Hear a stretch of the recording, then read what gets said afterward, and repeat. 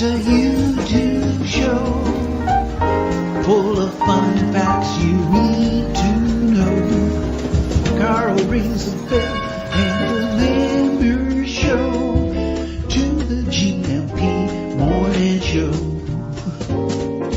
Featured guests will come and they will blow your mind. The audience will do so in kind. The little vanity mixed with some insanity on the morning show with GMP.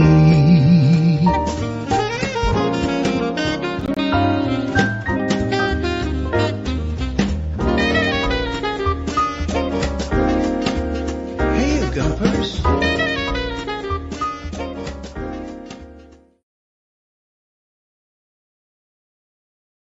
Hola, bon dia, alegria. Munson here with the Good Morning Portugal show, live stream and podcast. How was your weekend? It's a boa semana. Let's get started. It was a really lovely, easygoing morning this morning. Forgot to trim my eyebrows though. There's some high winds outside that have blown my eyebrows about. I need to get them trimmed, just seeing them for the first time this morning. Lovely, easy start to the day. And then at about 10 to, my computer decided to show me the blue screen of doom. A few cycles of that, and then everything seems to be okay again. Touching wood here. Stop it, Peter. If I crash out, this is cloud-based. So James and Steve can continue, of course. James, the old guy in Europe, joining us in just a moment after we've said a few hellos. Probably a good idea to do the God Squad tip of the day straight away. And we'll welcome James and then Steve. If we don't do the God Squad tip of the day straight away, we might forget in the busyness of this morning. The theme this morning with Steve is, would you buy off plan in Portugal? And he's trying to make that a whole lot easier from every angle, the safety, the security, and finding something rather good here in Portugal as well. So looking forward to talking to the property miner, Steve Whyte, at around 9:30. And of course, to see what James has been cogitating upon. He's probably had a good old cogitate. He just did a gesture like a ruminating cow. I think that's what it was. Anyway, he can do a number of impersonations. I don't know from which stomach to which other stomach that rumination took place. He'll tell us all about that in just a moment. Good morning to you, Marcus. Good to see you. PT Country Bear, bon dia to you as well. Peter's in, bon dia alegria. Glad to swap colder and grey for a little chilly, but blue skies and sun anyway. Yeah, nice day today, isn't it? I saw the sun come up out with the dogs this morning. Very nice indeed. The weather will be, apparently, says Antonio F., cold for a week. And snow might fall. Ooh, it's beginning to look a lot like Christmas. Buy off-grid in Portugal? Yes. Okay, stick around. He's not saying that off-grid. In fact, I don't think any of his places are off-grid. Let's find out from him later on. Lord and Lady Travancore are here as well. Travancore. Good morning to you. Who else is in this morning? T-Duck. I think he's got his eye on the chess still. So having a chat with you, T-Duck, until my computer crashed. I'm simple. Okay, right. I see. I didn't know you can make tea in a coffee machine. Has it got top notes of Brazilian or Colombian in there? No, not that sort, Peter. Right. Bon dia todos. Feliz Segunda, says Coach Turner. Lovely weekend full of good friends. Oh, and some great video from John to come as well. But I'll share that with you when James is here. Good friends, good food, and good wine. Is there anything better? The wind and the rain. Maybe a good. If you talk to an introvert, James might say, "What's better than good friends, good food, and good wine? A good time alone afterwards." The wind and rain have finally abated. So off out for a walk and, of course, a coffee. A good sleep too. Have a great week. Cheers, Coach. What have you got for us this morning? I was fartlecking and thinking of you this morning. I was going to talk about stretching this week. Yes, please do. I think I overdid it on Friday. I'm out training with my boy on the street gym. And they've installed a new bit, which looks really terrifying. It's not the usual gym equipment. It's like monkey bars and all sorts of things and sit-ups. And I've overdone it. When you're training with a youngster, you can sometimes overdo it just to try and keep up and impose your alpha male status, which I think I might have done. Hurt myself a little bit on Friday. Anyway, stretching is a good idea, isn't it? But a chance to encounter A chance encounter triggered a thought that I'd like to share. So preparing muscles and joints. Preparing joints, eh? We'll have to wait until tomorrow. The daughter of a friend is struggling to build a social group, mostly due to being painfully introverted and was looking for advice. Oh, a theme this morning. She would clearly struggle in a club or class environment. After a little thought, I suggested going to a local cafe regularly where she could just sit with a drink and read a book. I love doing that. Or a laptop, maybe. After a while, she would get to know the staff and gradually other regulars. Coach Turner, excellent advice. All done on her own terms and within her control. What a great idea. From there, who knows? She might find a new friend or two or get a job in the cafe. We need a pair of hands. I'm glad to say she seemed to like the idea, and I'll be interested to find out how she gets on. That is superb. Oh, João Ernesto is here. Bom dia, Portugal. So, yeah, glad to say she seemed to like the idea, and I'll be interested to find out how she gets on. I suspect there aren't any folks like that in the Gumper community, but maybe you know someone. There so are. I know they seem like a bunch of attention-seeking, narcissistic psychopaths, but no, some of them are really nice, quiet people behind that front. Bom dia, Gumpers. Feliz segunda a todos. Como foi o vosso fim de semana from James? Let's hear from him. Oh, and say good morning to Bom dia, Gumpers, Karen and Mike this morning. We hope everyone had a wonderful weekend. Let us know. Documentary evidence on 913-590-303. Let's play his music and talk to him after this.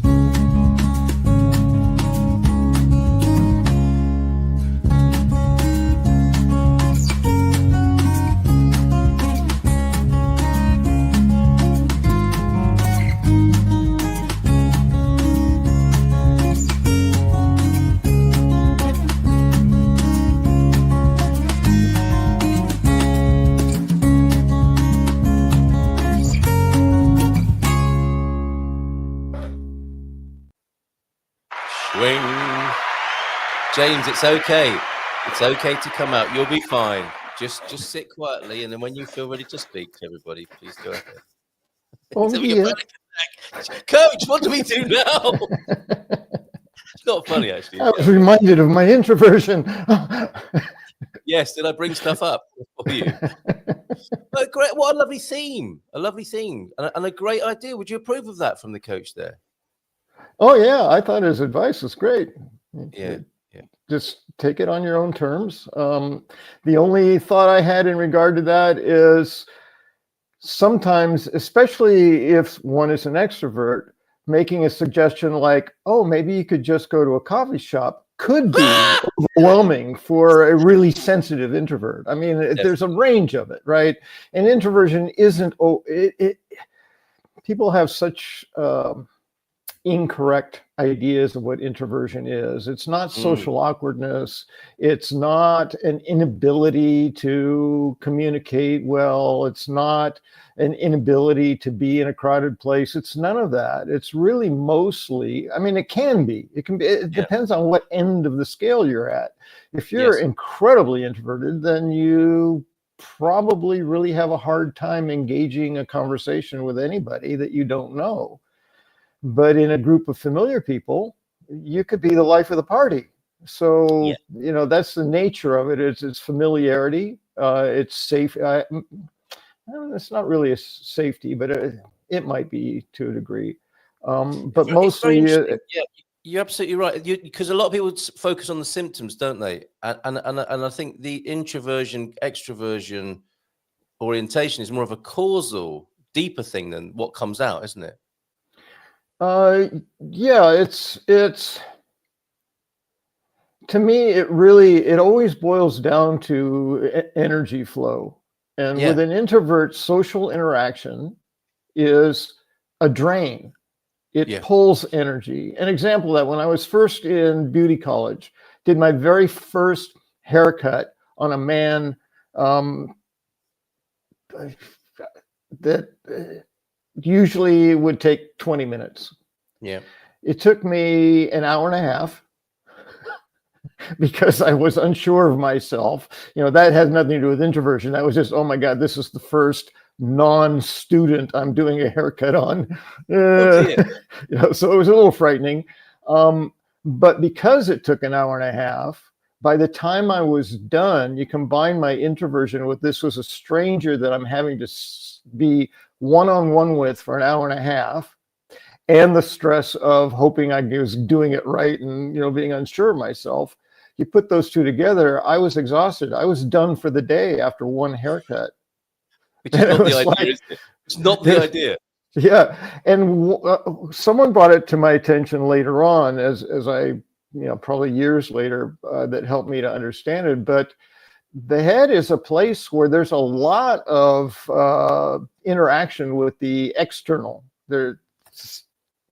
From the scalp, toxins come out of our body a lot through our scalp and our head, and energy, I believe, works in a very similar way. So I'm working an hour and a half around this guy's head as an introvert who's not established the kind of confidence I needed or eventually built. So it was exhausting. It drained my battery. It's like putting I don't know what the equivalent would be with a phone, and I guess just playing video games on a phone, that would be data, not energy. But anyway, the idea is that it can be unconscious work. Like you're not even aware that you're working. I'm having fun. It's a good time. I'm enjoying the interaction with the people I'm with. But it's not until I've been doing it for a while or until I leave that I go, whew. Yes.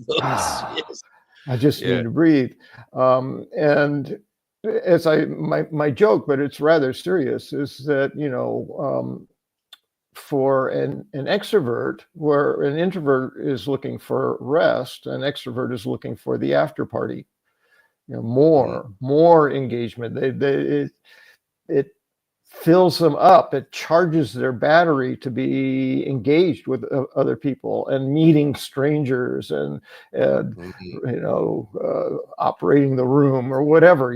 It's like, so those are the extreme cases. But there's people who give up, or not give up, but will stand up and make speeches or deliver lectures to large groups of people and be fully engaged and interact and be entertaining. And there are introverts who are comedians, for goodness sake. I mean, many, I would say. So to read introversion as being socially awkward and off in a corner hiding all the time is an incorrect interpretation of that place, just as it would be to interpret an extrovert as someone who's just loud and making jokes all the time and trying to talk to everybody. That's an interesting. I had no idea we'd be talking about this morning, but thinking about it for a moment, the idea of extroverts and introverts was probably first in the popular consciousness in the 1950s or 60s. It would have been in a magazine, wouldn't it? Hey, are you an introvert? Or it'd probably be an American magazine on, the cover of Time or something. Scientific research. Are you an introvert or an extrovert? Take the test inside the magazine. Answer 10 questions. And then no for the rest of your life. And that's a long time ago, isn't it? And I think things have become, in many ways, a lot more sophisticated then. One example, I was talking to Sarah about this, Sarah Taylor, who you see sometimes here. I think she's quite introverted, so doesn't especially like this kind of environment, unless invited, especially, I hasten to add. But we were talking about this, human design, and this takes it to a new level, because I think what we're talking about is not whether people can be bold and confident, because a lot of the talk about introversion, extroversion is about confidence, isn't it? And that is just a part of it and perhaps symptomatic of it. There's something much more complicated going on beneath the surface, which means that a deeply shy introverted person in the traditional sense can be an amazing comedian in front of thousands of people. That shouldn't work in the old sense, should it? But it definitely does work. And you get a sense of why when you look into these sort of energetic systems like human design that takes it to the next level, I think. Yeah, and I believe you introduced that initially in the 50s as the pop pop psychology awareness, the sort of raising awareness to that. I think introverts and extroverts have existed as long as humanity has been evolving. That it was probably identified as a personality characteristic, which is the category that it's put in.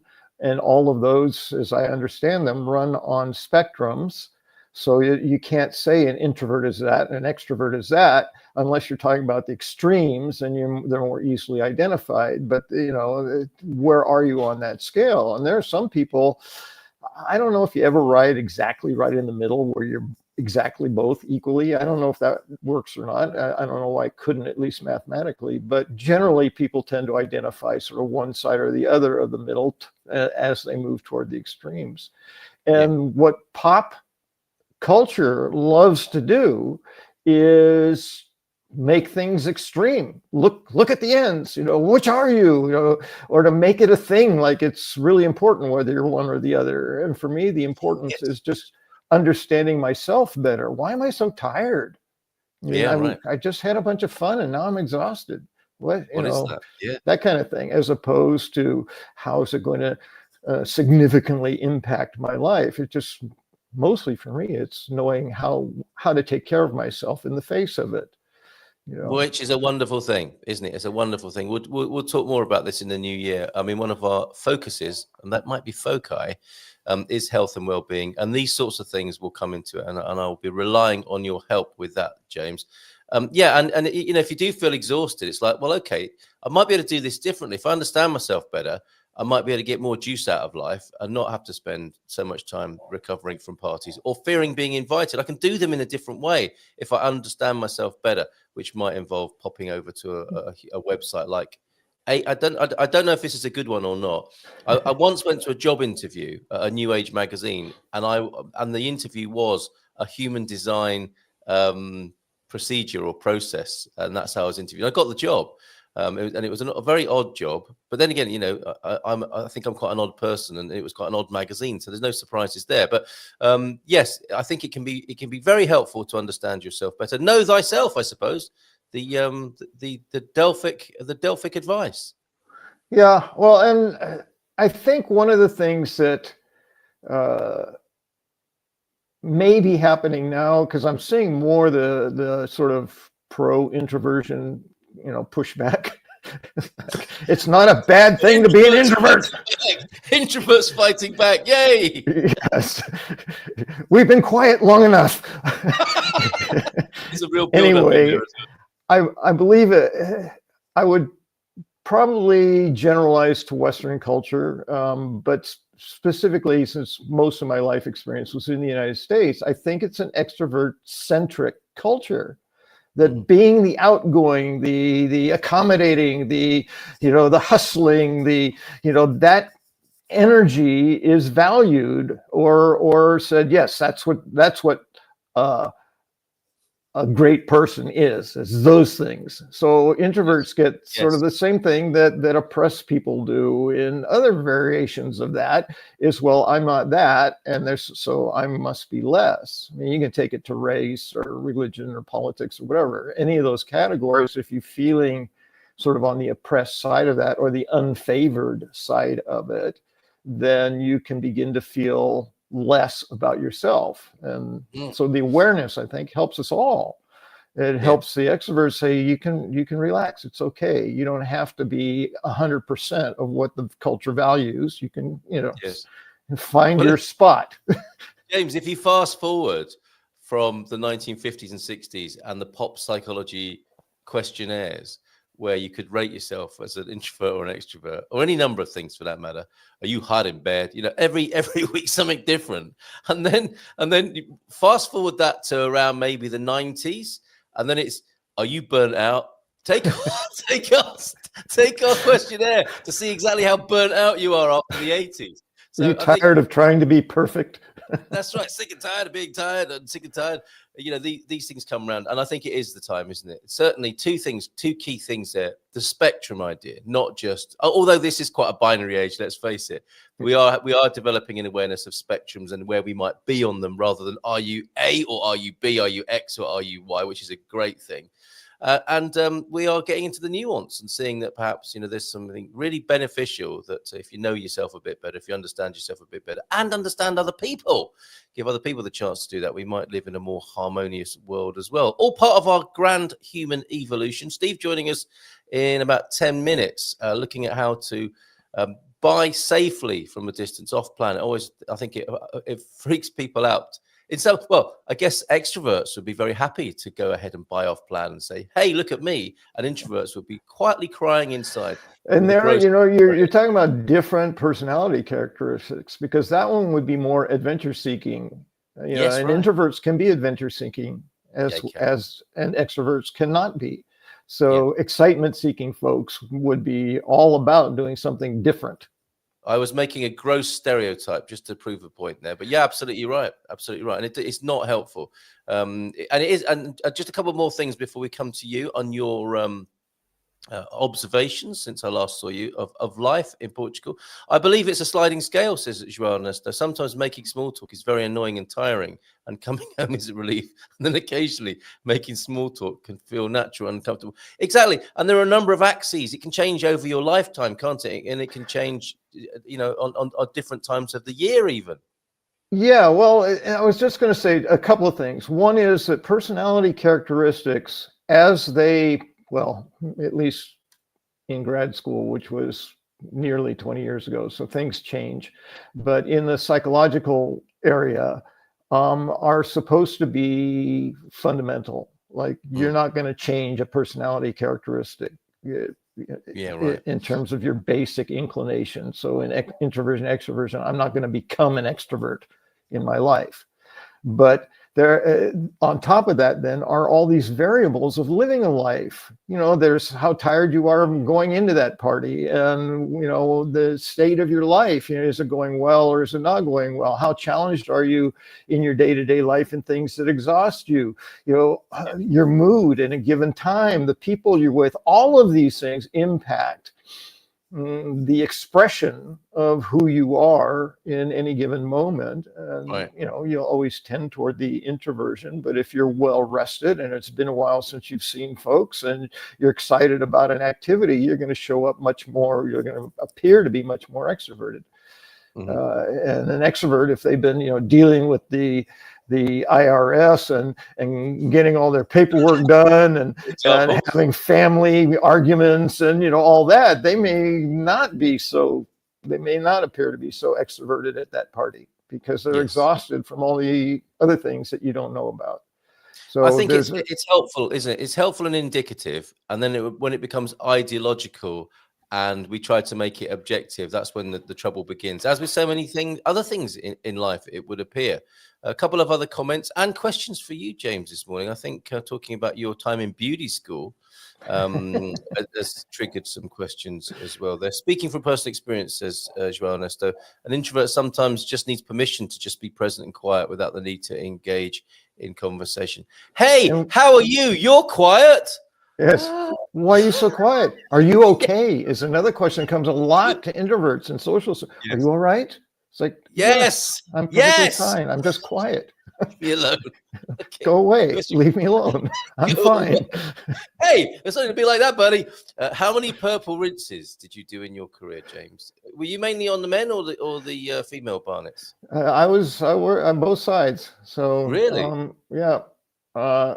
And by the time I was in beauty college, I went as I tend to do things a little later in life than most people. So I was already graduated, married, had a family, and went to beauty college. So by that time, those blue and purple rinses were, really one or two generations behind what we were doing at the time. So it's just one of Pete's fantasies that he's just trying to work into the conversation, basically. And I think it was an accident because those colors were designed to take the yellow out of gray or to get the tones out of gray hair to make it look gray, as opposed to having that tone that you didn't want. But then it got overdone and it went from toning it to gray to toning it to blue or toning it to violet. And some people go, yes, blues made quite a comeback in the last decade. I kind of like that, yeah. So I think it started as a mistake and became more faddish. Right. Don't quote me you. on that. I don't know. I haven't done No, any no, research. that makes no. We'll go with you as the expert, as the resident beauty school expert here. Hola, bon dia from Ocean Dweller, Aviva, not an extrovert, and thank you. If it took quite a lot for you to say that, only joking, Aviva, only kidding, just playing with the stereotype here. And Antonio F, I don't know if I've acknowledged you properly and fully this morning. This is the sort of acknowledgement you should have, my friend. Which is on your criminal facts in Portugal over on the Portugal Club. And by the way, it was the day of the Immaculate Conception yesterday. So we have all the sort of diary dates so you know what's going on. When you go to the shop and it's shut, you can come back to the Portugal Club and find out That why. was a really fast gestation, I have to say. It was a miracle, James. Okay. Or a really slow one. I don't know. It depends. Either it took over a year or less than a month. Called a miracle for a reason, right? So 214 criminal facts. You see, I like to think that's quite low in the scheme of things. So thank you, Antonio, over at the Good Morning Portugal Club, keeping us abreast. Yeah, as you say there, because there is crime in Portugal. What? It's not a paradise. I'll play some occasional news about crime. So he does. It's a crime report. It's Antonio Ferreira's crime report. And it feels like he should have a Mac, like a private detective Ferreira, keeping us abreast of what's going on in the country crime-wise. And look at this, 472 comments. They're not just comments. They are more Portuguese sayings of the day. So thank you, Antonio. Great job. Please keep it going over there, if you will. Lovely job. Yeah, and there's something, if you wanted to know more about we haven't got time actually to look at, actually I sound really disrespectful, don't I, saying, sorry, we don't have time to look at the day of the Immaculate Conception right now, which is really bad. I'm so sorry. What I mean is we don't have time to go into the background. So if you were celebrating the day of the historical details, I hope you had a wonderful time doing so. Right. In the 3 minutes that's left until Steve comes on, what did you have for us this morning? Nothing. That's good. Okay, I guessed that right this morning. Perfecto. Yeah, I do want to say paradise is a state of mind. It's not an actual reality, right? So, well, as this comment proves here, because look, Louis' state of mind would appear to be that Portugal is a broken country. A simple message delivered very efficiently there. Do you want to say more? Did you just come to troll us on this morning? 3 simple words. Portugal. As I look out of my window, I'm not feeling that. I'm not feeling that at the moment. Just Louis, 3 words I wanted to say. Yep. There are other places on the internet where that sort of comment that would go down really well. This probably is not one of them, to be fair. Jesus' birthday is actually in September. What's the math on that? I wonder. And why are people so surprised that there is a little crime in Portugal? It's a place with all the realities of the world. Yeah, well, there's a part of the expat foreigner journey, isn't there? We just don't want to believe things like that. And I'm just the other side of it now. Well, I actually get comfort. I don't get comfort in crime, which is how it was going to sound. Yes, but glad there are bad things going on. The Portuguese response, especially to violent crime, is so powerful. You know, someone got shot. Oh my God.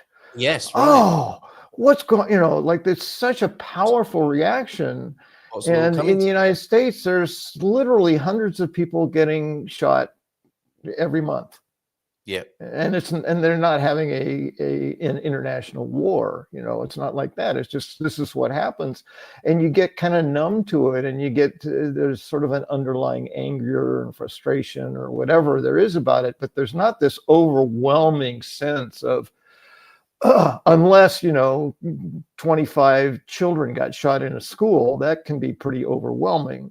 But relative to Portugal, and that's the whole thing. The crime statistics is it's one of the lowest crime rates, and those crimes tend to be theft and vandalism and things like that, not multiple shootings in a school situation. So yes, relatively, maybe very surprised and horrified. Yeah, absolutely. It tells you about a society if it's horrified by these things, right?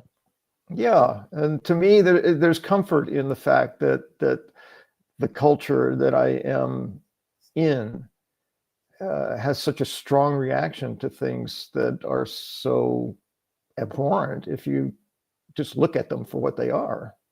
Yes. Yep, for sure. Well, thank you, Antonio, for keeping us abreast of that. It is a part of life in Portugal, and if that is of interest to you, you know where to find it there. Peter, it was never an important celebration. Oh, going back to the Immaculate Conception, yes, of course. Thank you for pointing that out to me. I am not the most gifted numerical person, and of course, yes, if the conception took place and it was a 9-month gestation, we are looking at September, are we not? For that, so thank you as well, Ernesto, and Pete, as well as I wanted to ask you about comb overs and whether you were taught how to do a comb over, because Pete keeps bringing that up, and it's become a more interesting subject to me in more recent years. But we'll have to come back to that, Pete. You also say here it was never an important celebration, the Immaculate Conception celebration. We might be celebrating it after it happened. It may not be celebrated on the day it's supposed to have happened, of course. Most of us are born, but very few of us are reincarnated. How would you know that, Peter? Blame Dickens, just like expecting snow in London. I'm not sure what that all means, but it sounds very erudite nonetheless. Coincides with historical winter pagan holidays. Thank you very much. Yeah, that makes some sense as well there, Aviva. And from you're not going to Google, have shepherds out in the middle of winter with their flocks. Yeah, so that had to be moved when it got fact checked. Is that what you're saying? Well, yeah, I mean, and yeah, I've heard a lot of different things. I'm not an expert, so I should just shut up because I don't really know. But it never made sense to me. Like, why is everyone outdoors when it's freezing cold and all the shepherds are there with their sheep and cows and they're, don't they? It would have been the most terrible story without. I mean, if it was just normal life, we need these people to mess with our minds, don't we, to make a point?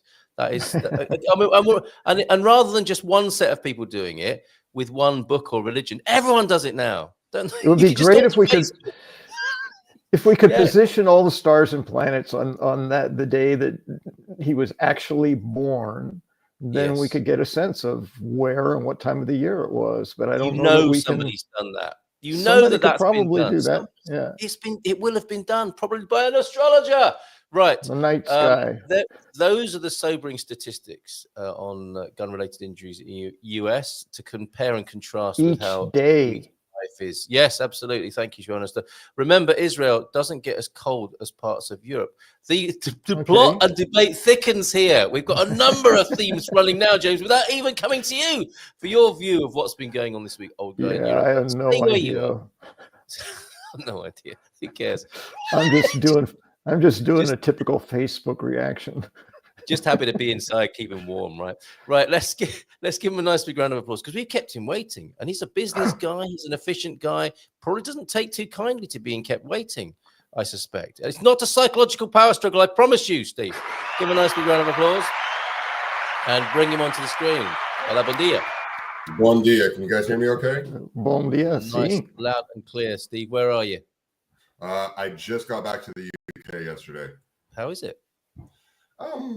It's cold, but it's about to get colder for me. I'm going to Canada for the first time in about 10 years. Well, I shouldn't say I'm going back to Canada, but I'm going back to where I grew up to go meet up with my siblings for Christmas. Oh, wow. Is it unusual? I mean, it sounds like it if you haven't done it for 10 years.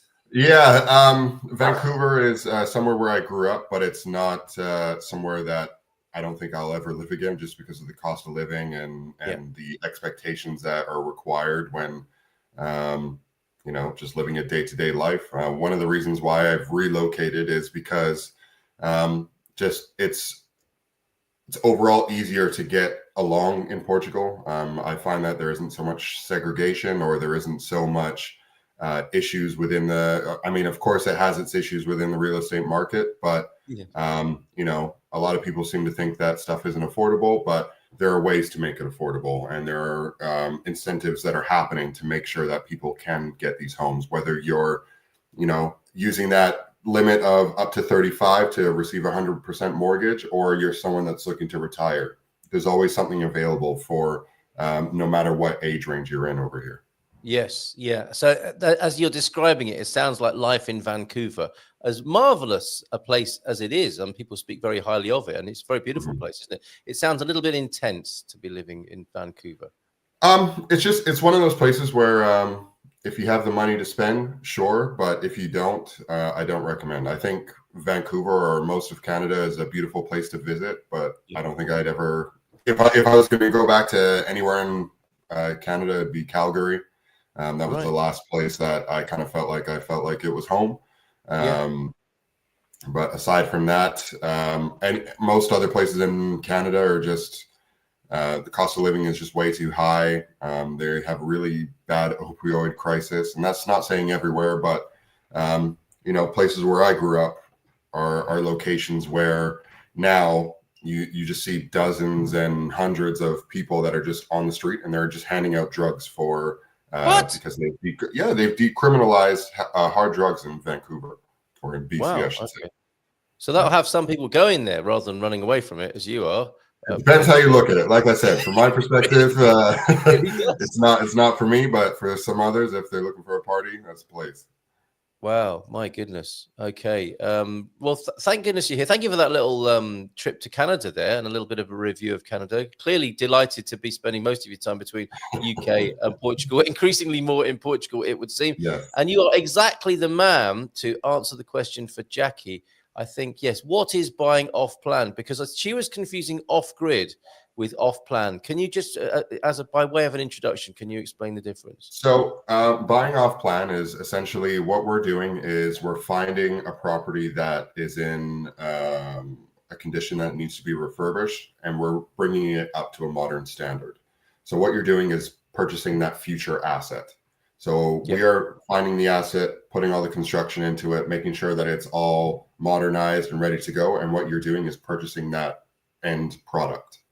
That's what buying off plan is, because it's not necessarily an asset that is already built, but it's going to be built. Yeah. Okay. And what? Oh, let's do off grid quickly as well, and then come back to off plan, because that's what we're talking about today. Off grid is where you're not connected to the energy mainframes, generally speaking. Exactly. Right? So you're creating your own power and self. Exactly. So buying off grid, that's usually stuff that is being self-sufficient. If your house can be self-sufficient, which in some cases we do create those, we have stuff that doesn't use the sewage systems that are within the city, or it just relies on solar energy or hydro energy. It really depends on your situation and where the property is, to be honest. Would that include water as well? Water, yes, sir. Being off grid? Yeah, okay. So your own well would be part of that. Yeah, we've we actually did a project last year where it had its own well in which we used to power the pool as well as the water for the house, and we just made sure we put a filter in so that everything was clean. Oh, very good. Okay, so I don't think you would describe yourself as an off-grid developer, because people think that's like self-sufficiency and small holding, and that's that kind of market here in Portugal, isn't it? So you might have elements of that, but you're not leading on that, are you? Yeah, so we definitely we can go down that route if someone is looking for that. What we try and do is bespoke search properties for people to achieve what their needs are. But it's usually harder to come by these days, just because it's in such demand, especially from foreigners coming over to Portugal. A lot of people want to live off grid, or they want to live completely clean energy and all this stuff. But sometimes, especially these days, because of the demand, it comes at a cost. Yes. Yeah. Okay. So you prefer to be in a different area of the Portuguese property market, real investment market. And that is, Steve, tell us more about that. And then we'll come back to how you approach that particular, I suppose it's an ongoing confidence issue, isn't it? People have. It's like, yeah, this is a great opportunity. I want to buy into it, but I'm a little bit afraid of buying off plan, even if I was in the same country. And then add to that the dimension of not even being here. Let's come back to that. Tell us what you're developing that is off plan at the moment. Amazon. Yeah, probably Amazon. Sorry about that. Do you mind just repeating your question again, because the dog? Yeah. Tell us what's new for you. What have you got on the market that people might buy off plan? Right now, so we actually this last week, I've been purchasing lots of assets, going through lots of properties to pick up. And what we're trying to do is purchase or work with as many people that are willing to work with us. So, for example, we found a house in Lausa just outside. So it's within a location that is within 5 minutes drive of the city center, and it's very close to the train that takes you into Coimbra. But what it is that it's big enough that we can split it into 2 large units or maybe 3 small units. So what we will be doing is making sure that when we refurbish these properties, it's within a budget that we are purchasing at that allows us to spend the money on renovations to bring it to a modern standard, but as well, we can sell it at a modern, I guess, affordable price for people under the age of 35 or people looking to retire in Portugal. Okay, cool. Excellent. All right. And you talked to us about Lausanne before. I like how that's all coming together. I mean, you sounds like you really are focusing there because of the infrastructure, because you're getting knowledge of the area. What else can you tell us about Lausanne? What else have you discovered just recently that's cool about the area? To be honest, there's a lot more going on than what the eye may see. You really have to spend time there to really understand what the development is like. Especially just going all the way out to Serpinge, for example. Serpinge has a very large, it's some sort of electronic factory from what I can see from the translations. Yes. But it's a place where a lot of people go to work. It's like a assembly line kind of process. And a lot of people get driven into work or they travel from long distances to work and they're looking for places to rent. So I try and explain to people that if you want to have a rental property, definitely try and attack those places that are in demand for people that are looking for the rental property so that they don't have to commute as far and they can save more time by sleeping in the morning instead of having to travel 2-3 hours to work. Fair enough. Yes, yeah, absolutely. Right, I'm struggling a little bit behind the scenes here to bring onto the screen your brochure. I don't know if you can do it at your end, and I don't know if there's something to do with my blue screen of doom that happened earlier on. But what I've managed to do is take some of the pictures out as stills from the PDF. Oh.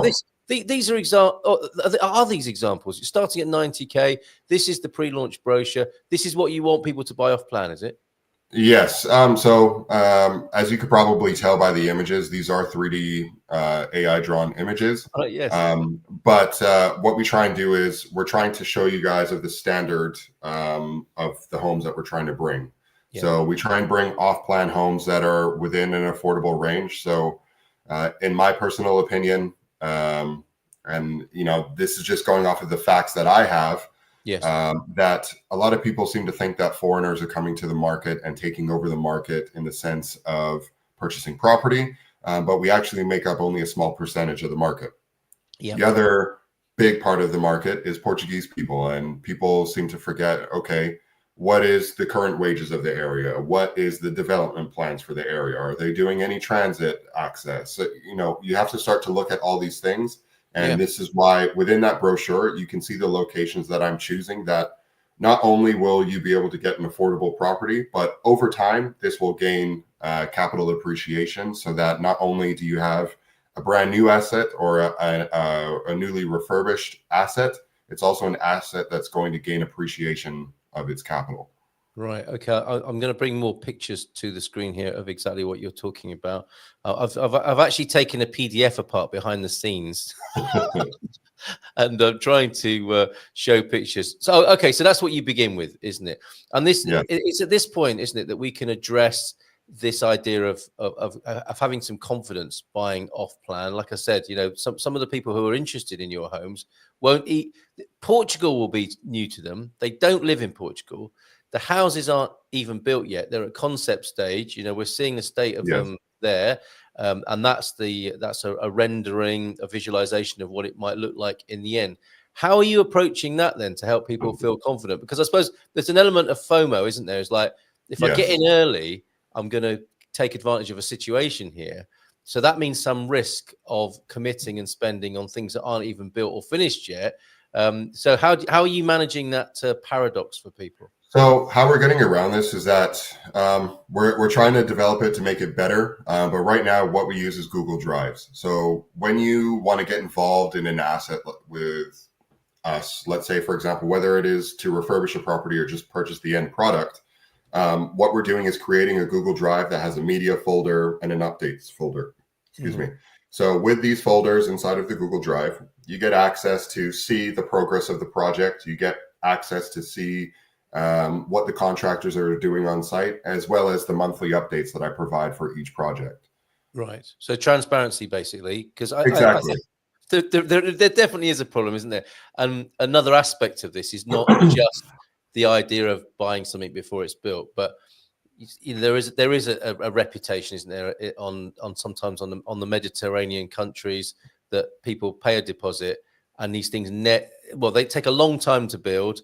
Sometimes they never get built, and it's hard to find out what's going on, and that really becomes very toxic and difficult for people to manage in their own minds, doesn't it? What might be okay, and just a lack of information, can be perceived as I'm being ripped off and something terrible is going on behind the scenes, when that's not actually true. But it is a conclusion, of course, you would jump to when your money has disappeared and you've got nothing to show for it. So this is a way of creating more transparency in the process, is it?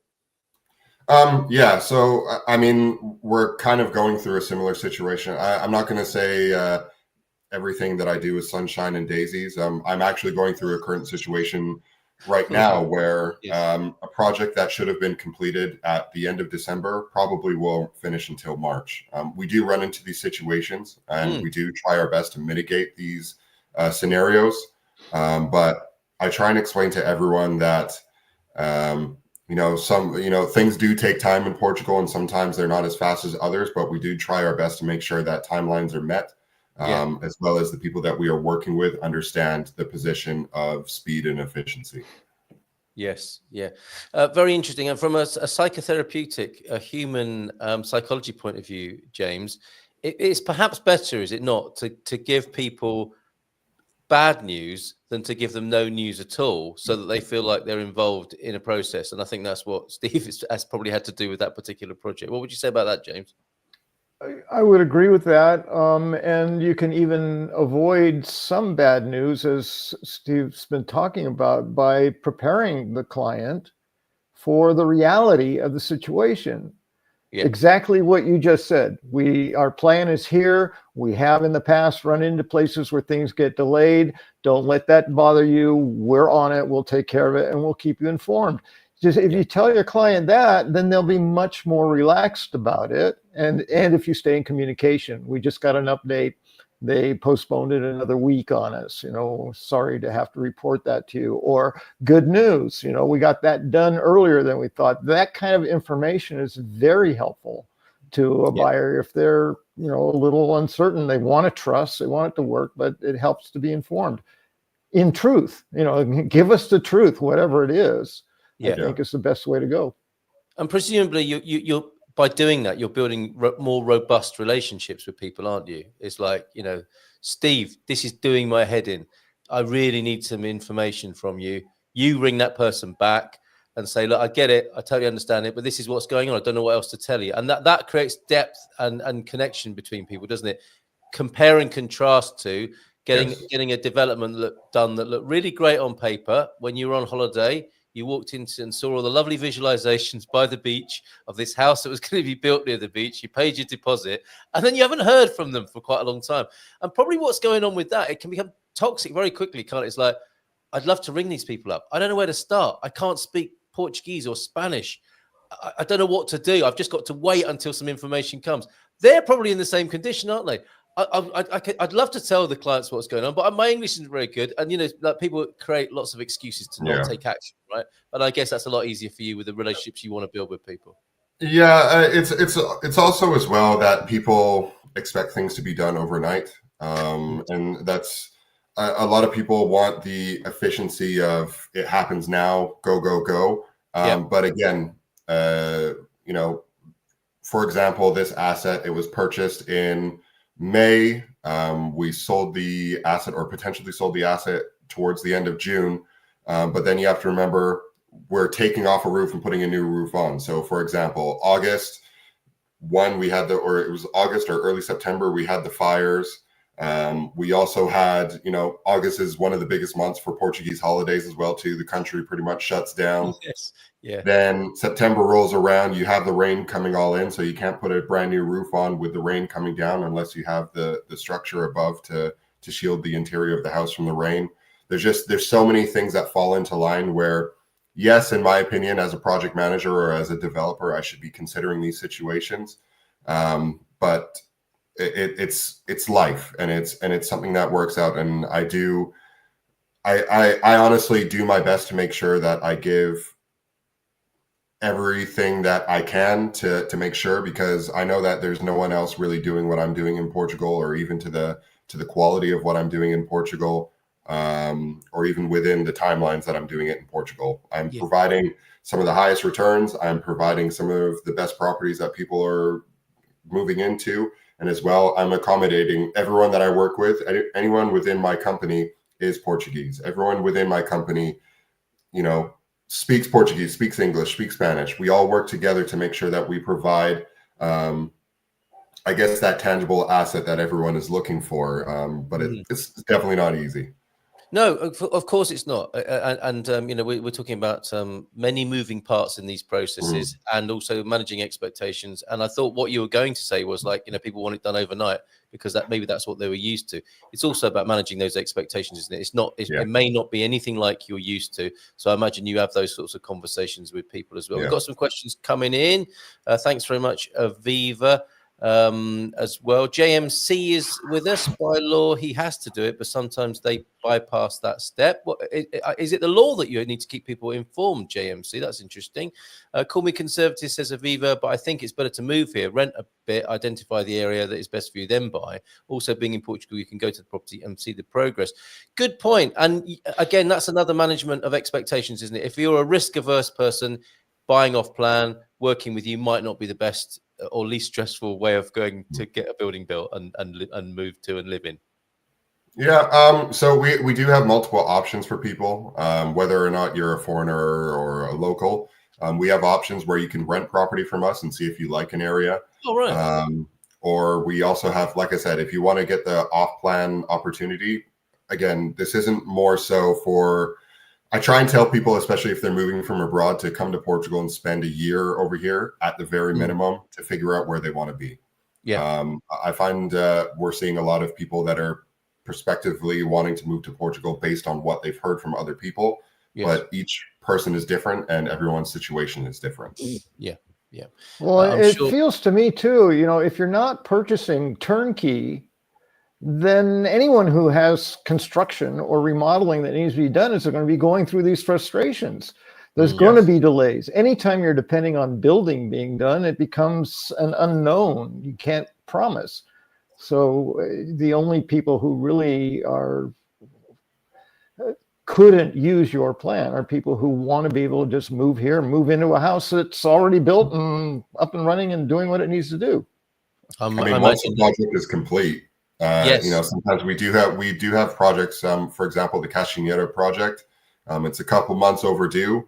We don't have a buyer for it yet, but we have people that have been inquiring, but they're waiting for the finished product. You know what I mean? So it's due to finish in late February. So that'll be an awesome thing. I'm hoping to host one of my events there as well too. I was going to host an event at the house to show what we have accomplished, great idea. What we're going to be doing. So that people can get an idea of why or what we're doing and how we're accomplishing it. Fantastic. Okay, got a lot to squeeze in before 10 o'clock. One of the important things for people who do want to find out more about what you're doing, your website address is right beneath you on the screen, Steve. Any other ways of talking to you? Have you got any events coming up? What's the best way to connect and find out more? The next event that we'll have is probably early February. I'm actually going to do an event in the UK for the first time in maybe 6 or 10 months. But we usually have them every 2 months. The next online event will probably towards the end of January or in the last week of January. But you'll know before the end of this month. Excellent. I've got some nice tram pictures to show you that I think were the infrastructure you were talking about before. Ocean Dweller, Aviva, not a criticism. We didn't take it as that, Aviva. I think renovating old properties is a great idea. It just requires being informed. And you had another great idea, which Steve may be open to. Can a client hire a private engineer or contractor to inspect the work? I imagine you're open to that, Steve, as long as they're not getting in the way and being a pain. Yeah, well, 100%. So I definitely recommend that everyone always does their due diligence before proceeding with something. Not everything can always be as it seems, but it's just one of those things that you have to do regardless of where you are in the world. Always check and double check. Very good. Now, just quickly stepping through your brochure here, if I can. And it's to see if I've got all the bits. Yes, if you get in early, obviously, and you're buying off plan, you can influence the way your property is going to look. That's a good idea, isn't it? If you're particularly particular like that. Yes, get your dream home before it's even built. You get a big say in the design then. Are you ready to build the house of your dreams? Join our buyers list. I think you can do that at homeminers.net there. I've done as much as I can to rebuild the PDF like the Bionic Man on screen live in front of you there. But I think you get the gist of what Steve's doing. And Lausanne, Coimbra, Miranda de Corvo, they've got this tram line that we're all very excited about. They should have never taken it out in the first place, some might say, like Philomena. But look, I think they're testing it here. Test run of the tram that will go between Coimbra and Serpinge, which includes Lausanne as well. So that's what you're talking about, right, Steve? Exactly. That house I was telling you about that we're going to split into 2 or 3 units is actually about a 5-minute drive from this bus station. Exactly where that bus is, it's about 5 minutes up the road. Is it? Right. Okay. These are sent in from Mike, so not in any way connected, but there were more than 2 of us getting excited about pictures of trams this morning. It's not a tram though, is it? No, it's not. It's a bus. It's a bus. It's a double bus. What are they calling it? I think the theory behind it was that it was cheaper to not have the railway and less maintenance, I guess, as well, too, to not have the railway lines. And if they just did tarmac. Right. But it's got its own parts of the road, hasn't it, as well? Exactly. So it has its own section. It has its own path. No other vehicles are supposed to be driving on there. Whether or not you find other vehicles driving on there is a different scenario. Steve, did you skateboard as a kid? That was a hard no. I did not skateboard as a kid. Okay. James is from California. That's got to be a hard yes, right? Not for me personally, but yeah. Come on! Right. You ruined it for me. I'm thinking stereotypes. All right, let's go with these scooters that people have got, right? That is perfect, isn't it, for anybody who's got a scooter? How are they going to keep kids off that? I wonder. Just run them over. Oh no.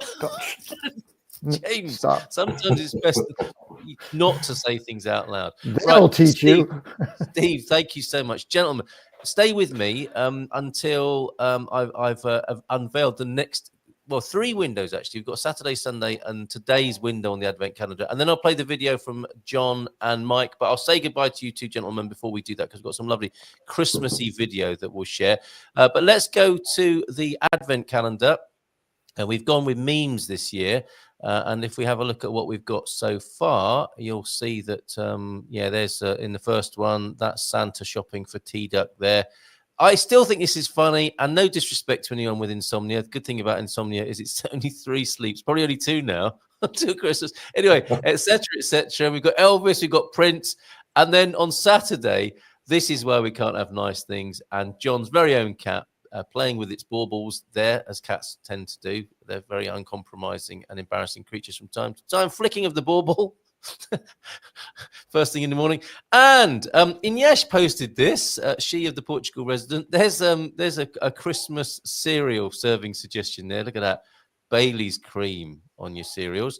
It's the 9th today, and we've got a new one to share with you. So I'm just clicking publish now, and I will update the website in just a moment and see if it's come through. Let's have a look and see what we've got this morning, which connects to tonight's Good Morning Portugal Wine Club, of course. Let's see if the Christmas. See you, Carl. Off he went.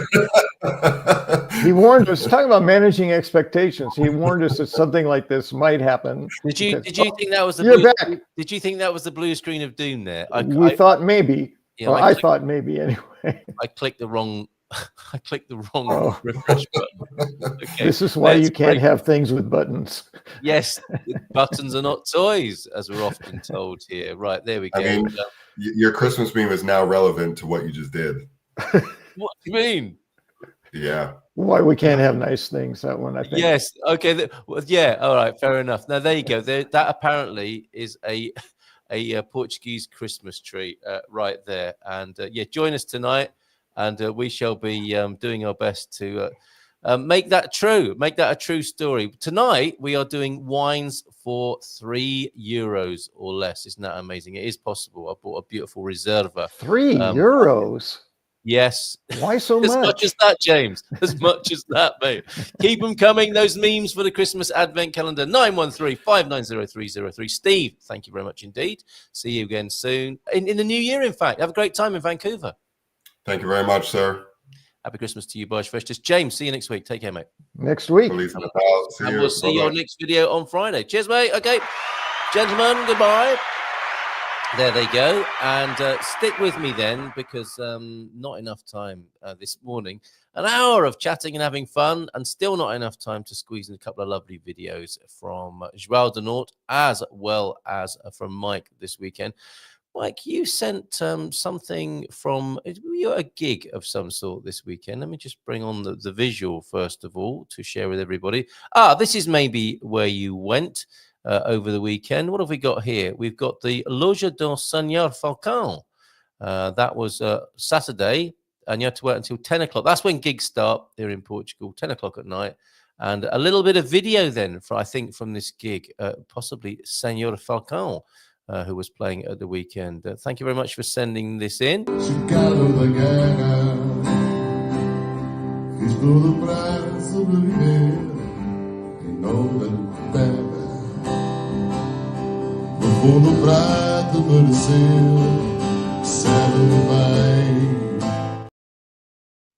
That was very intimate, wasn't it? With Senor Falcão there, sat at the end of your table and entertaining you. Where are you? There you are. Also from Joao de Nort, a couple of videos. Actually, that guitar performance reminds me, it is the, I don't know if we can get Don to bring his mandolin and to get Josh to bring his ukulele, but this Friday night, it is the Christmas party for the San Martino de Porto meetup. Can you make it over to the Bay and join us in Casa de Lem, the cocktail bar, this Friday evening, 7 o'clock. We're going to have a lot of fun, I think. Maybe if Don, if you're watching, please bring your mandolin.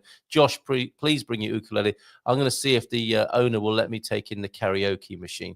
Should be a lot of fun this coming Friday evening in San Martino de Porto. Meanwhile, up in Ponte Lima this weekend.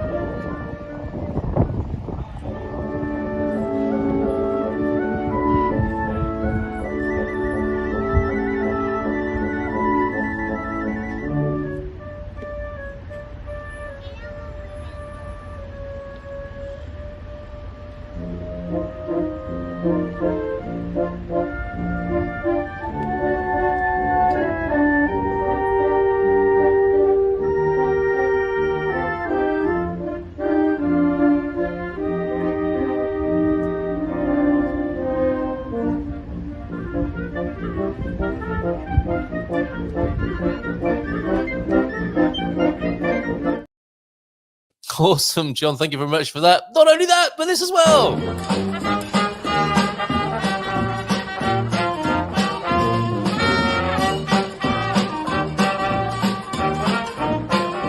That smells.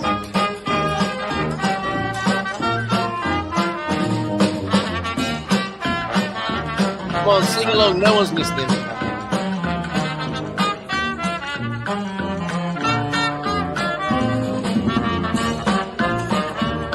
stocking down and hang them in a row. Then jump quickly into bed as after sleep we go.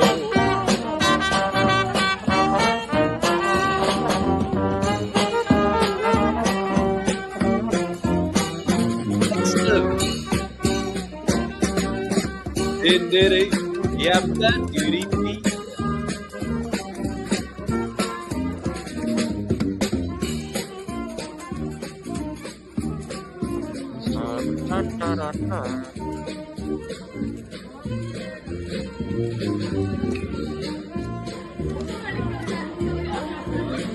Oh.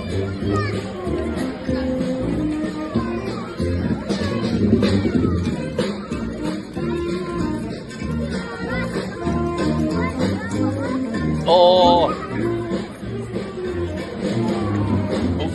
What's this?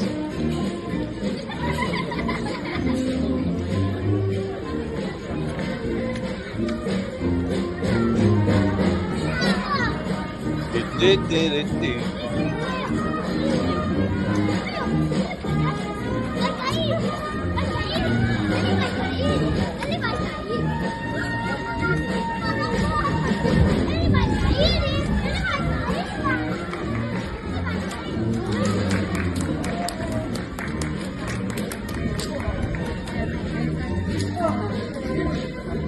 Easy.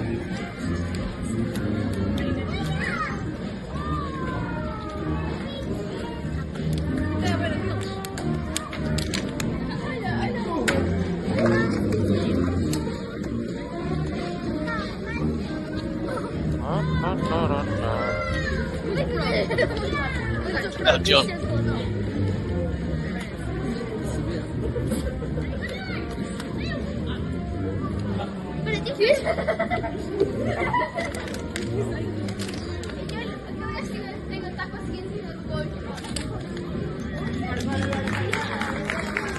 Right. Excellent. Thank you, John.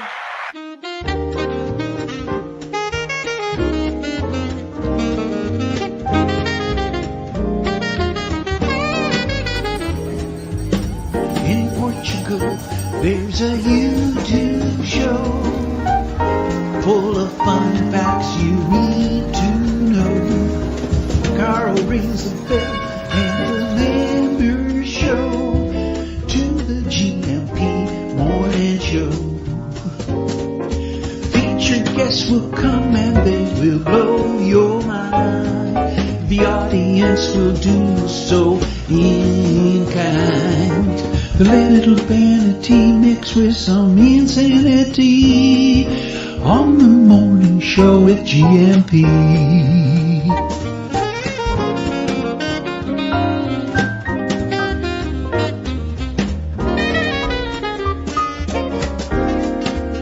Hey, Gumpers.